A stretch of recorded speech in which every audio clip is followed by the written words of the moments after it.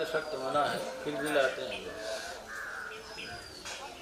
अगर इतना ही है तो लड़का क्यों पैदा करते हैं? लड़का नहीं पैदा करें, फिर पहले लड़के में विश्वास कर ले, तो लड़के खूब खिला ले, खूब भोग विलास कर ले, तब नहीं अध्यात्म बनाता चले। एक पंथ दो काज आप करना चाहते हैं, ऐसा नहीं हो सकता। अगर आप लाए हैं तो आपकी जिम्मेदारी आप संभालिए। सख्त मना है कि आप अबोध लड़कों को, जीवों को यहाँ मत लाइए इस समय प्रोग्राम में। लेकिन लोग कोई मानते ही नहीं, लाते हैं। ऐसा करने पर मैं प्रोग्राम रद्द कर सकता हूँ, अन्यथा आपको नियम स्वीकार ही करना पड़ेगा।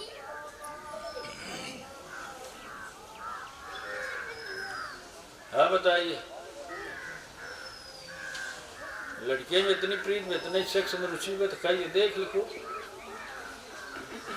बात यहाँ हो रही भजी राम सब काम बिहारी, वासना को नष्ट किए बगैर आप कैसे आनंद की तरफ बढ़ सकते हैं? बोला नहीं है बस चले आएंगे, नहीं लड़के का संस्कार हो जाएगा, लड़की को। अरे आप अपना तो करते नहीं, दूसरे की बात। वो मन शत्रुपा ने हजारों वर्ष तपस्या किया तो संस्कार बना, तब वो हो गए राम और राम के पैदा करने लायक हैं। आप क्या कर रहे हैं? आप साधन रूप तो जीवन जी नहीं रहे। फिर बताइए, ये पूछा।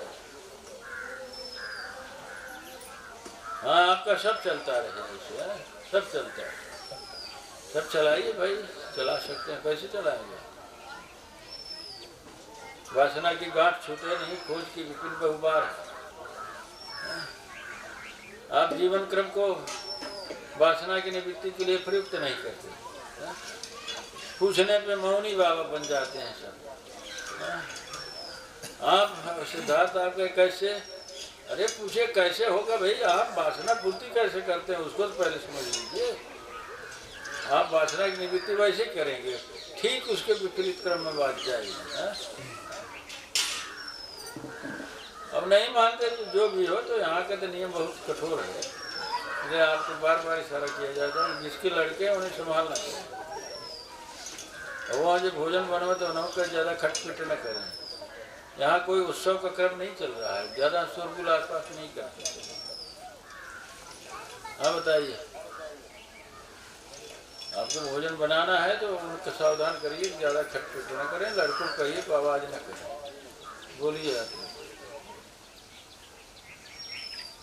वो बताएंगे लड़का कहाँ छोड़ के आए, लड़की कहाँ छोड़ के आए, वो आवाज़ करेंगे। तो ऐसे थोड़े ही होता है, ऐसी चर्चा आप करेंगे।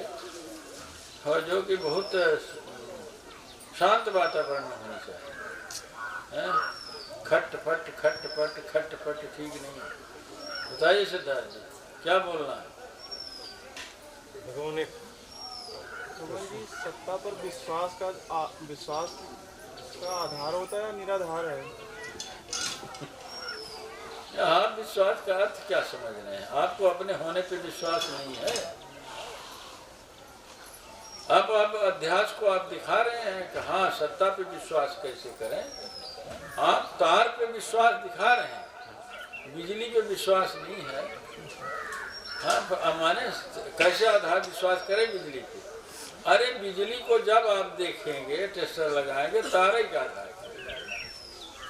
नहीं वो बादल में गरजती है तो तार में, वहाँ बादल में भी माध्यम है, वहाँ जल की बूंदें हैं। बिना माध्यम के आप नहीं पकड़ सकते, उसको टेस्टर नहीं लगा सकते, नहीं समझ। तो आप जैसे वो संदीप बोल रहे हैं ना, शरीर के अध्यास के हिसाब से बात हो रही है। सत्ता पे विश्वास करें माने आप सत्ता को स्वीकार नहीं करते। फिर विश्वास तो बाद में करिएगा, स्वीकार करते ही नहीं करते। नहीं स्वीकार कहाँ कर रहे हैं जब कह रहे हैं कि विश्वास कैसे करें? आपको अपने होने पे विश्वास नहीं है, आपका होना किस आधार पे है ये विचार कर लीजिए। आपका होना किस आधार पे? आप चार्वाक सिद्धांत को मानते हैं तो कहिए ना, यावत जीवेत सुखम जीवेत ऋणम कृता घृतम की। और मर जाने के बाद भी सब खत्म। ये सारे भगवान वगैरह सब नकली, इनकी एक कुछ नहीं है, सब कल्पित है। भगवान आत्मा परमात्मा सब कल्पित है। तो भगवान जी ऐसे तो सब लोग कहते हैं कि हम भगवान है परमात्मा है, उन्हीं के माध्यम से हमसे कराया जा रहा है। तो भावना भी तो हो सकती है, विश्वास और भावना में फिर अंतर क्या हाँ, है? अंतर करना पड़ेगा भी, भावना से काम नहीं चलेगा। जी भावना की बात नहीं है, भावना तो आरोपित की जाती है ना, जी भावना की बात हम थोड़ी कर रहे हैं।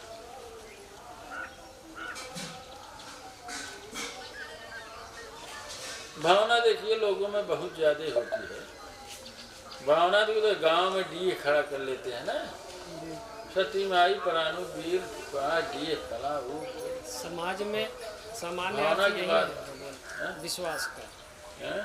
मान लेने को ही सामान्य अर्थ विश्वास। ओशो वगैरह भी विश्वास का खंडन किए हैं इसी आधार पर।